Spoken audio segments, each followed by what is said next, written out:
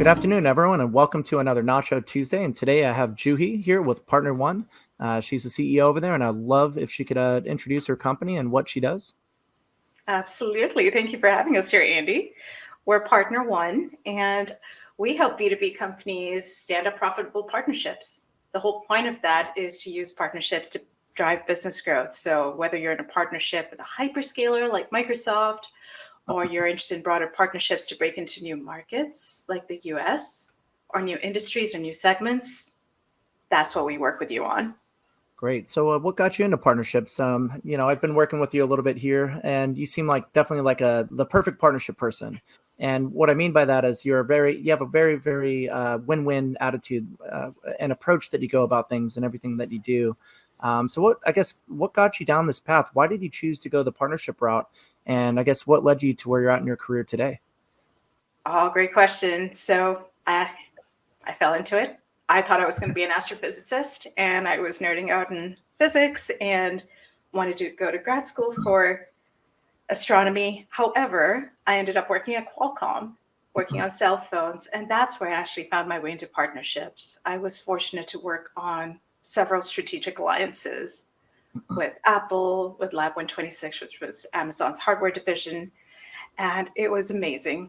So much more fun than staring at spreadsheets. I actually got to work with humans and negotiate different aspects and making sure that things could work together in a system where you had a lot of constraints.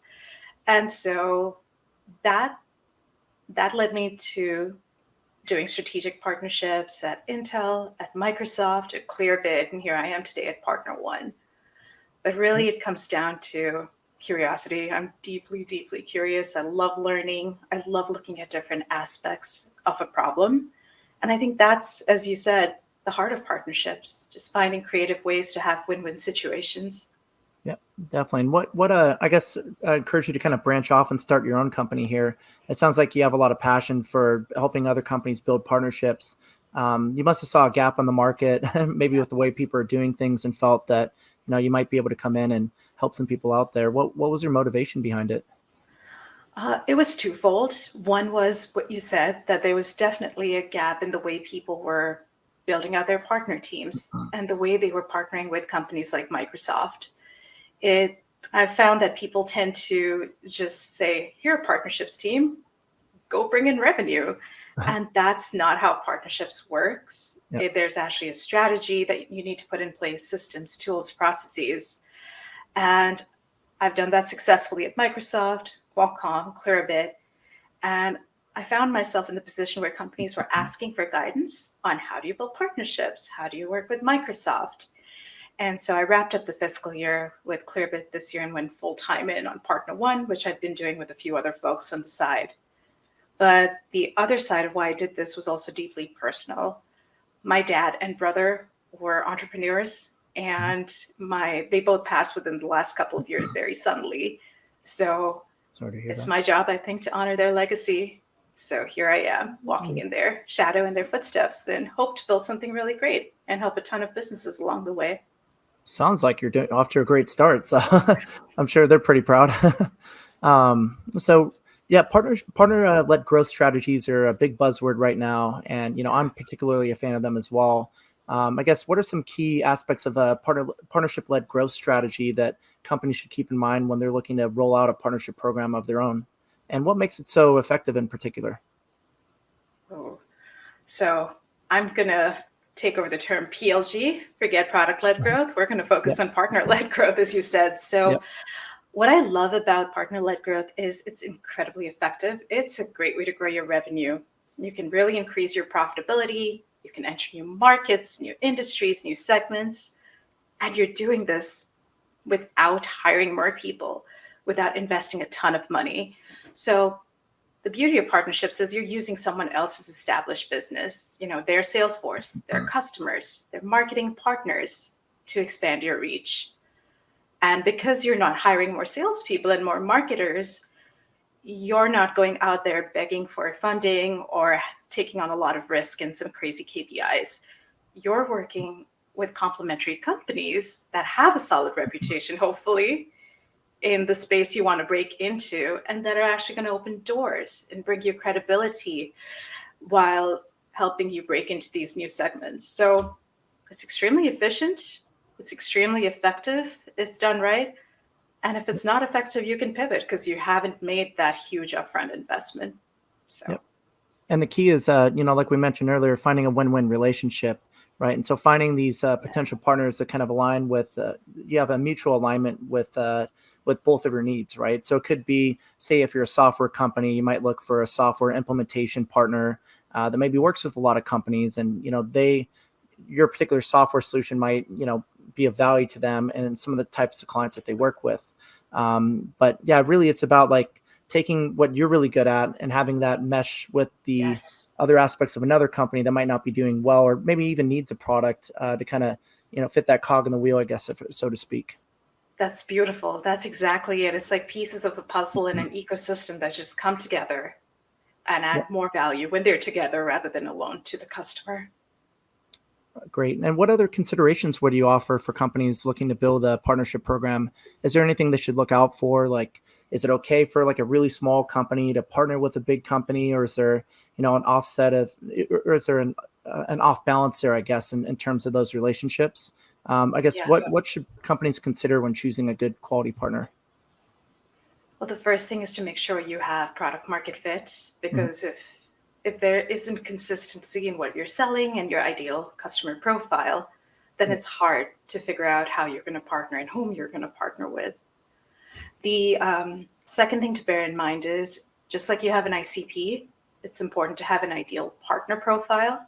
Great point. And that will overlay the kinds of partnerships you stand up, the kinds of partners you work with, the investments you need to make, etc. But I found that companies that don't have exec buy-in and support at the CEO and board level right from the get-go, those are the partner programs that struggle quite a bit, because partnerships, as you know, it's not one and done. It's not quick and easy. It takes a while to set up and scale. So slow and steady wins the race. It's really, really important to have that runway. And then once you have that, it's really important to have alignment on goals, both internally and externally. It's important to make sure you have enablement for your sellers and your partners. And like any business, define and track metrics and make sure the other party is successful. Because when you make the partner the hero, I think everything else flows. Yep, definitely agree there. Yeah, that leadership buy-in is very important, right? So figuring out, do we have something to offer these people as well? We're not just asking for favors here and expect that we're the center of the universe here in a very egocentric approach, right? So putting yourself in their shoes and seeing what their actual business interests are and how you could best align with that and serve those needs just the same as you would before you would even ask for anything for yourself, actually. Well said. Well said. Any other things that people should look out for to prevent in order to prevent a partnership from falling apart or not materializing in the right way? What other bad signs should people look out for, and how would they mitigate those? So partnerships, I found, are a lot like a marriage or a long-term relationship. Like, crappy analogy, but really they both are investments. You don't always get what you want, but I think you need to find that middle ground. So I think some gotchas I've seen are lack of exec buy-in. If you don't have that alignment at the top, you're not exactly set up to succeed.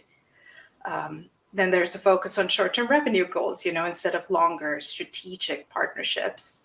Yeah. But lack of support, poor communication, misalignment on goals, those are all misaligned expectations. Those are all things that cause partnerships to fall apart. And sadly, it seems sometimes people don't want to tackle the issue head on, just like in a relationship. I think it's a shame that a lot of partnerships have fallen apart because people don't make sure they're on the same page from the get-go.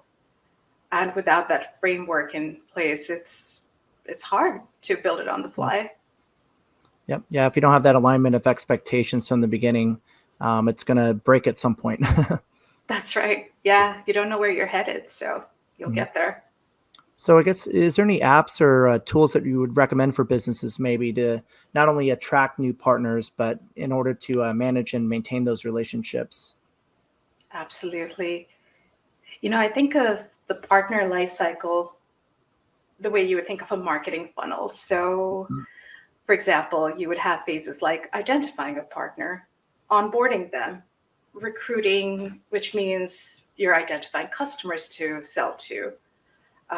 You would want to drive conversion, so make sure you're selling well together.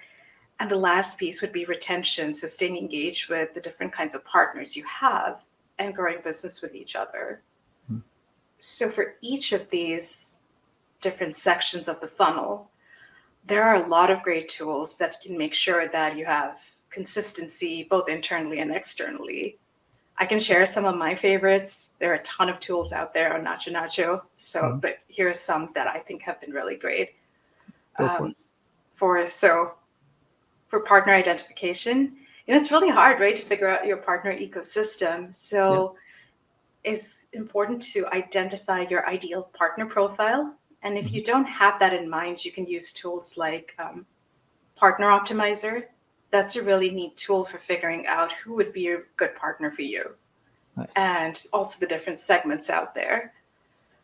You can use for recruitment and conversion. You could use tools like Crossbeam and Reveal. Those are really neat tools, assuming your legal team lets you do them, to use them to hook up your CRM systems and look for overlaps and white space in your existing client base or your prospect lists.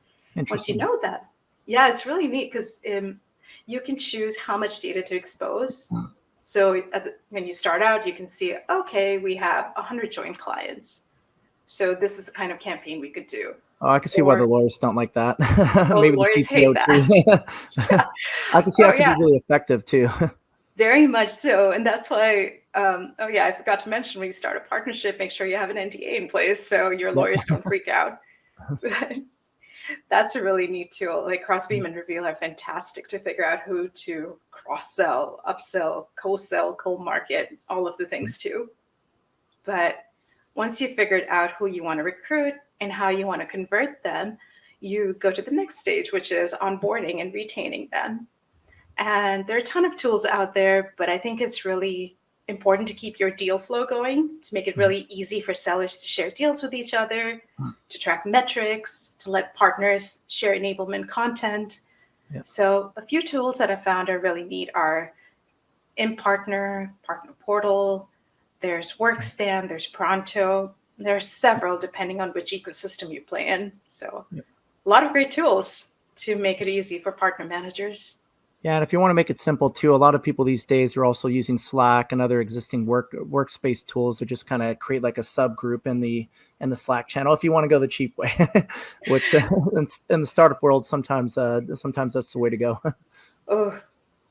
You bring back traumatic memories for me because I'm just mostly kidding, but we lived in Slack and the poor RevOps team figured out a way to hook up Atlassian and trigger alerts and feed that into a spreadsheet and CRM. So absolutely, you can be really clever and use the tools in place till you're ready and mature enough for these other tools.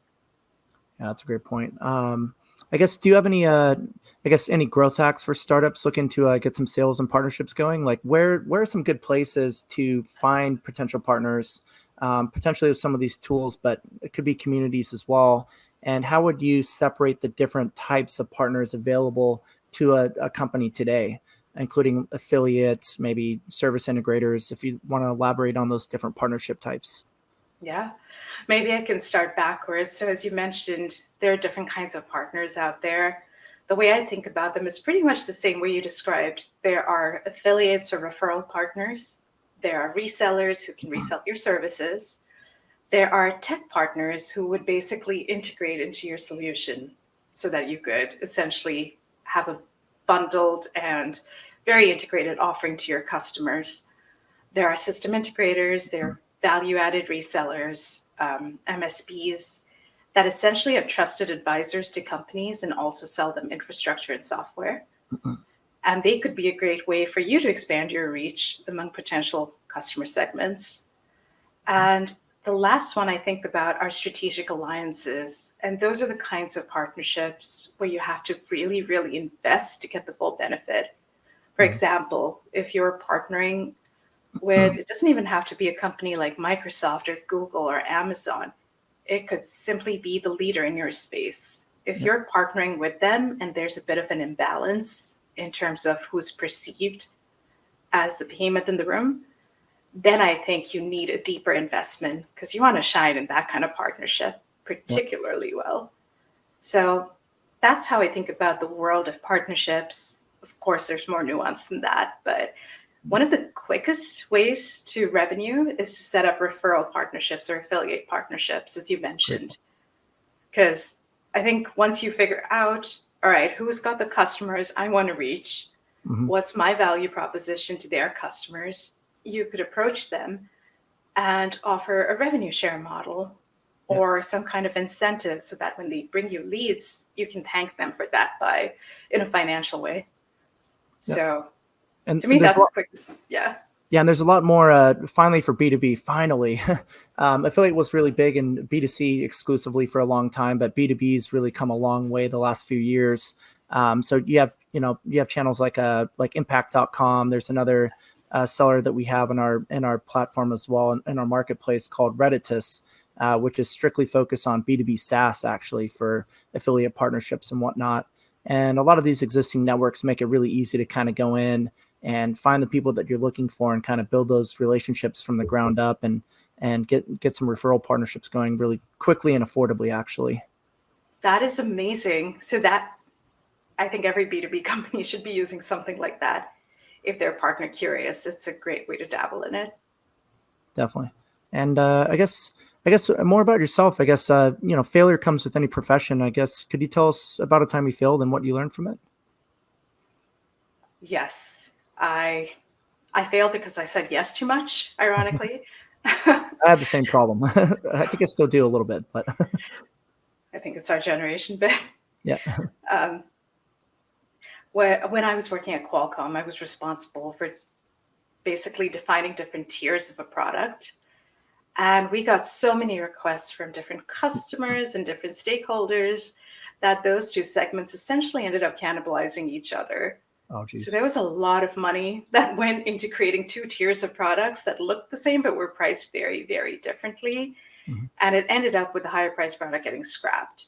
Yeah. And that was a really bad outcome for all of the different teams involved in the development and the sales and deployment. And I learned a lot from that because I said yes to too many people and I should have said no. Here are the tiers we're playing in. If people want this feature, they can go up here. Yep. So no started to become my favorite new word. Yep. Great point. Yeah, and a lot of times I see founders as well. They'll say yes to every customer request, especially in the early stage too, when they're looking for product market fit. A lot of times, they might not have that true North Star really in place yet, really having their product defined and how it best solves their customer problems. So, any customer feedback's great, but sometimes you could take it too literally and you might get too many ideas, and you might end up building all these features that don't really, solve the core customer problem that you're set out to do. But it just kind of turns into like a monstrosity of a mess, if you will. I've seen that happen a lot with early companies. Well said. And to that point, as you said, having that path defined, like your mission, your vision, knowing exactly who you are and what you're going to be, helps keep you on the right track. I didn't have that when I said yes too much. If I had just stuck to the tiers and defined them well, this problem wouldn't have come about. Yeah. Do you have So, any, I guess, good examples of some companies that are doing partnerships well that other companies could really look to emulate and look towards? yes, it would be one of my former employers, Microsoft, Mm. actually. I think they've done a fabulous job. Uh, Microsoft Azure was not the leader in the cloud space for a long time. And they listened to their customers, they learned from their mistakes. And the way they went about it was to try things incrementally every year, get customer feedback, and see what worked and what didn't. So, what I love about their partner program is they've made it really, really easy to partner with them. Yep. All you need to do is join a certain program, sell through their marketplace, and activate more and more tiers of growth. And Yep. at each tier, they give you benefits and incentives. So those are some great takeaways. Just make it easy for your partners, enable them, and incentivize them. That's a great point. Yeah, I grew up in Seattle, so I know firsthand about Microsoft's influence. And anytime you actually drive out towards Redmond, you'll just see all these other big buildings around there, and a lot of them aren't even Microsoft; they're just partners, right? And they've all kind of just set up shop right next to the hub there. Because what they've really done is created very powerful network effects. One thing that we're a big fan of over here at Nacho as well. Creating an ecosystem where there's just so much value and exchange between people, not only just between us and our partners, but between partners in our network as well. And you could see what Microsoft has done. To your point, a great example of a company that knows partnerships well. You just go there and the whole city's pretty much just Microsoft and all these, hundreds of other vendor companies that have served Microsoft, that either work with Microsoft technologies or do consulting on their behalf. So they've created like a whole city over there just built on Right. partnerships alone. And what I love about them, what I found super unique is that they don't get extremely territorial. I think their goal is to empower others, and as long as it's driving consumption and growth for their customers, it's all good. For example, Datadog competed directly with one of their products. Yep. And I think they saw that their target customers wanted to use Datadog, so they just integrated them on the Azure portal. And I worked on that relationship, and it was incredibly easy for our execs to see the value proposition. And I think it's that open-mindedness at the exec level that's also been huge for their success. Yeah, that's a great point. And I always say this too with competitors. Even I look at them as colleagues, I guess. Yeah, We're never really competing if we're trying to get the same thing. So and a rising tide lifts all boats, right? So if yeah, the industry and my competitors are doing well, it'll lift us up just the same. So that is an interesting approach, and it does take that leadership buy-in. It's kind of weird to think about, right? Working with your competitors even, but that is the right? key to growth, having that openness there. Yeah. And I Cool. wish more companies would embrace that because it really does open doors. Yep, it does. I think that culture shifting though, especially with our generation, the millennials and the Gen Z coming in. I feel like they are, a lot more collaborative with each other. So I think partnership led growth and other partnership initiatives, I think, are pretty much the future of marketing, right? Not just spending a bunch of money on ads, but trying to find other business and partners that you could work with to mutually grow each other's business. And then it becomes all about the community that you build around your business, really, Well that said. defines the success. Well said. Because your customers become your biggest fans. Yep. Yep. So is there any great books that people should look out for too? If they want to learn about partnership-led growth and really dive into it in detail? Not partnership led growth per se. I Mhm. try to keep my reading out of my workspace, but I recently read a book called Lifespan, and I thought that was fascinating because it talked about behaviors that you can adapt to increase your lifespan and Mhm. live healthier longer. Actually, there are some takeaways from that towards partnerships, which would Mhm. be uh, you can always be learning, always look for those fundamental things that improve, that make small incremental improvements, but that have really large ripple effects. For example, Lifespan talked about a couple of molecules that shift just a little bit, cause epigenetic changes that can lead to cancer Oh wow. decades later. And there are very small things you can do to actually correct for that. And so, in partnerships and really anything in life, if we can identify those things that are just a bit off kilter Yep. and course correct, I think you can save yourself from really bad effects later on. Yeah, that's a great point. It could be, maybe a strategic misalignment internally. It could be maybe the wrong employee. But Yeah. just figuring out what those elements are. It's yeah. To your point, I mean, you might geek out about this, but I know you're into science and all. But chemistry, right? So you could have the same elements together, but if you don't have that right mix, it doesn't. You don't get the combustion or you don't get that effect, right? So That's right. you got to figure out what those missing pieces are, those molecules, to really get that formula that you need for success in your company. And you just have to look at all those variables as separate pieces of that chemistry set that you're building, I guess, if that makes sense. Exactly. It's the little things that make all the difference. Yeah. So yeah, we'd love, for you to once again talk about your company and, why should people come to you? What's the best, what's your ICP, and go ahead and tell us more about your company and, where people could find out more about Partner1. Yeah. Well, Partner1, we work with B2B system integrators and ISVs, software companies, and we focus on a very narrow set of things. It's partnerships and partnerships with hyperscalers with the end goal of increasing revenue growth. And the thing is, when I work with experts in any field, I like to work with people who've been there, done that, lived through the pain. They have the battle scars. And so the reason we decided to double down on partnerships and working with companies like Microsoft is I've built out programs at Microsoft. I built out their financial services ISV program. I built out their high growth startups program called Pegasus. So through the ISVs that painfully lived through working with Microsoft and saw a ton of growth actually after working with us, we know how to navigate that ecosystem. Built out partnerships at Clearbit, and some of my partners have done the same at other companies. So we know where you can trip and fall. We know how to pivot. And that's why we focus on what we focus on. So if someone asks us to do some marketing for them, we can absolutely help, but we'd rather point you to an expert in the field.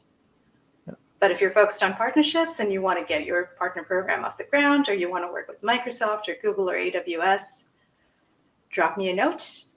I'm on LinkedIn or www.partner1.io. We would love to say hi. Yeah, I noticed that you very intelligently put that into your title there. Yeah, people are like, how do you spell your company's name? Yep, it's right there. So if anybody's looking to help grow their partnership programs, definitely check out Juhi's platform, her consulting services there. You could see her website here, and you could also find her. Did you get listed in the Maven Marketplace yet? Yes, that's right. Okay. Very exciting new feature launch we have coming out soon. And Juhi was, as one of our close partners, is one of the first people to be able to try out this new service. So you could also find her through Nacho, but you could also go direct to her website right here. And definitely recommend her as the queen of partnerships. We've been working together for a few months, and I must say it's been a pleasure working with her. She's been a networker. She's really connected us with a lot of great people, and she definitely means what she says when it comes to partnerships. So you've been a valuable asset as a partner for us. So I'd like to thank you again for that. Thank you. The feeling is mutual, and blushing here. Cool. All right. Well, once again, thanks again, Juhi, and we'll catch you soon. Okay. Looking forward to it. Thank you so much for spending your time with us. You too. Thank you.